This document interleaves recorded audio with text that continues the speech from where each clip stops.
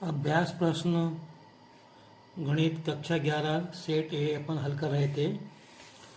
तो इसी क्रम में पहले जो मैंने प्रश्न कराए थे उसके आगे के मैं आपको प्रश्न हल करा रहा हूँ। तो ये नवा प्रश्न है, ये और ये। तो मैं अगला प्रश्न हल करवाऊँ उसके पहले मैं आपसे ये इस प्रश्न का उत्तर चाहता हूँ। मैं 180 डिग्री बराबर कितने रेडियन होते हैं? तो इसको आप देखें और कमेंट्स करें। देखो, मेरा प्रयास ये है कि मैं आपको कुछ सिखाऊं। अगर आप जवाब देंगे इस पे तो आपको ये चीज़ें जवाब देने से क्या है, कोई भी नॉलेज होती है वो हमारे समय स्थायी बनी रहती है। इसलिए आप इसका भले ही आपको आता हो या नहीं आता हो तो भी इसका आप उत्तर जरूर दें। अब मैं आगे बढ़ता हूँ, अगला प्रश्न कर रहा हूँ मैं। प्रश्न ये है, 520 डिग्री को रेडियन में बदलिए। तो हमको मालूम है कि 180 डिग्री बराबर क्या होता है बच्चों? पाई रेडियन होता है। क्या होता है? पाई रेडियन होता है। तो 1 डिग्री बराबर क्या होगा? पाई बटे 180 रेडियन। इसलिए 540 डिग्री बराबर हो जाएगा पाई बटे 180 गुणा 540 रेडियन। अभी कट जाएंगे, 0 से 0 कट आएगी, 18 से ये 54 कटा 3 बार, तो जाएगा 3 पाई रेडियन। बस इसको इतना ही लिख दो। तो 540 डिग्री बराबर हो जाएगा 3 पाई रेडियन। अगला प्रश्न इसी का, अथवा एक पहिया 1 मिनट में 360 परिक्रमण मतलब घूमता है, तो 1 सेकंड में कितने रेडियन माप का कोण बनाएगा? तो देखो, पहली बात तो ध्यान रखो, यहाँ पे 1 सेकंड में पूछा है और यहाँ पे लगा 1 मिनट में। 1 मिनट में 360 डिग्री परिक्रमण करता है, इसका मतलब 1 मिनट में 60 सेकंड होते हैं। तो 60 सेकंड में 360 परिक्रमण करेगा। तो 1 सेकंड में कितने परिक्रमण करेगा या कितने डिग्री कोण से घूम जाएगा? तो देखते हैं। देखो, एक परिक्रमण मतलब एक चक्कर में होते हैं बराबर कितने? 2 पाई रेडियन।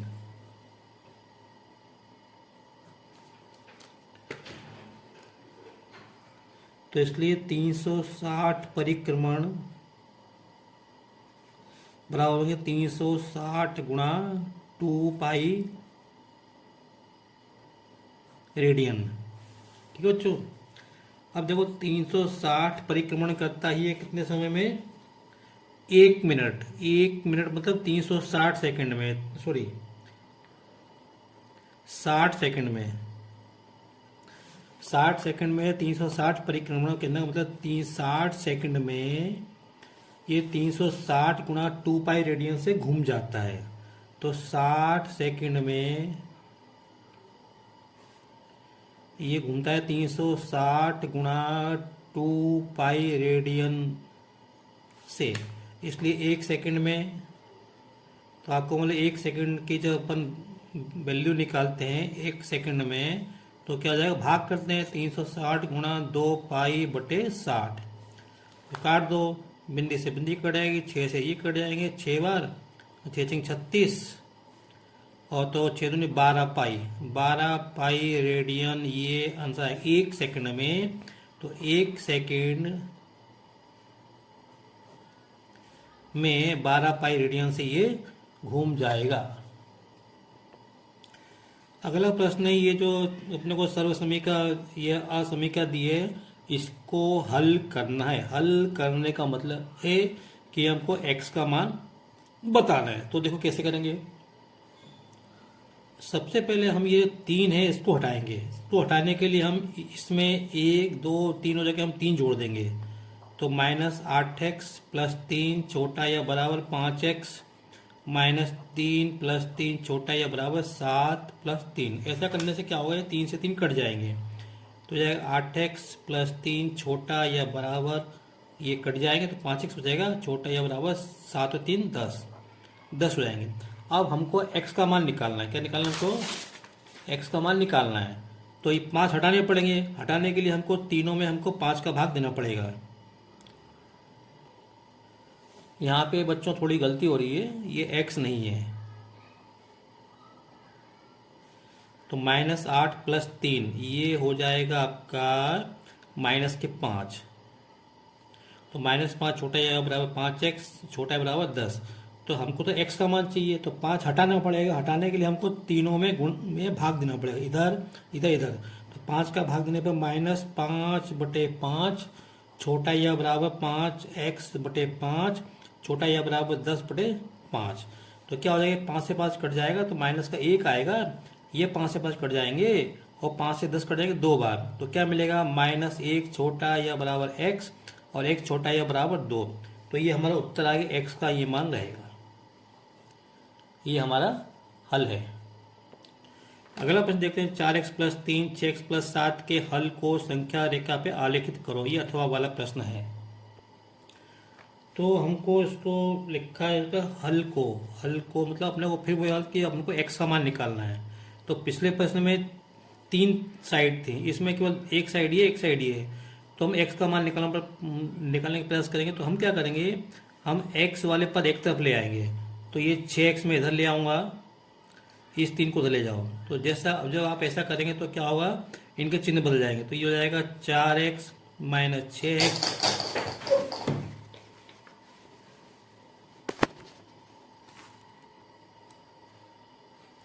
तो ये हो जाएगा 4x - 6x, छोटा है किससे, 7 - 3 से। तो जाएगा -2x हो जाएगा, छोटा है 7 में से 3 गए तो 4। अब देखो हमको यहाँ पे ये माइनस के 2 एक हैं।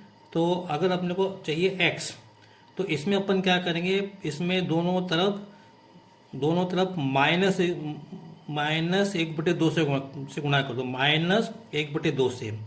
तो -1/2 गुणा, अब आपने क्यों किया, मैंने -1/2 से गुणा क्यों किया, और -1/2 गुणा 4। तो 2 से 2 कट जाएंगे ये, और माइनस में प्लस हो जाएगा। तो x जैसे ही हम -1/2 से गुणा करेंगे तो ये इसकी डायरेक्शन चेंज हो जाएगा, इसका डायरेक्शन चेंज हो जाएगा। ठीक है। तो x बड़ा है किससे, 2 से 4 कट जाएंगे 2 बार, तो -2 से। तो इसको हम देखो x बड़ा है, हम इसको ऐसा भी ले सकते हैं, x बड़ा है -2 से। तो क्या मिला हमको, x बड़ा है -2 से। अब इसको संख्या रेखा पे बताना है। तो संख्या रेखा ऐसे खींच दो, एक चर है, यहाँ पे 0 बनाओ, यहाँ पे 0 बनाओ, यहाँ पे 1 2 3, यहाँ पे -1 -2 -3 ऐसे बनाओ। तो यहाँ पे x बड़ा है -2 से, तो यहाँ पे -2 को ये ऐसे कर दो, बस इस तरह से बना दो। तो ये जो आगे के जो हल है, ये सब संख्याएं -2 के इस तरफ सीधे हाथ पर, ये सब इसको संतुष्ट करेंगी। बस यही इसका उत्तर था।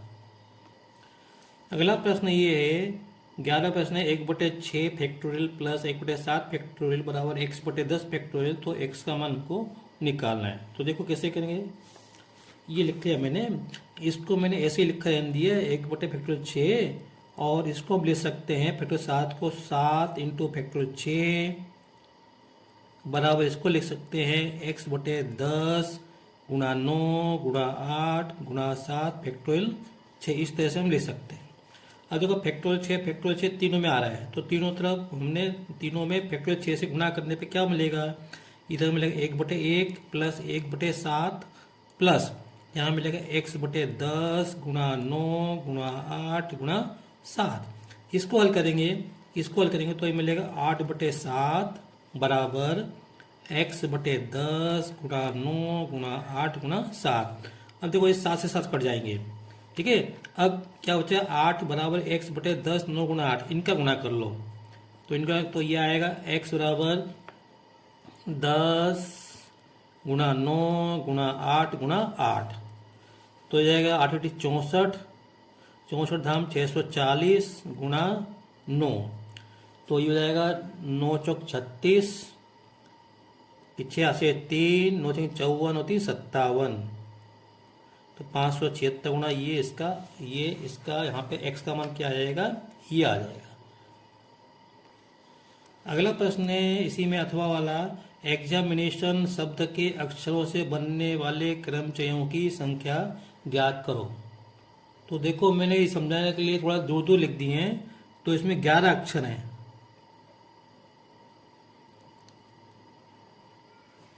इसमें 11 अक्षर हैं और इनको अपन इसके जो मतलब क्रमचय होंगे इसके क्रमचय कितने होंगे? फैक्टोरियल 11। लेकिन इसमें कुछ अक्षर ऐसे हैं जो कि रिपीट हो रहे हैं।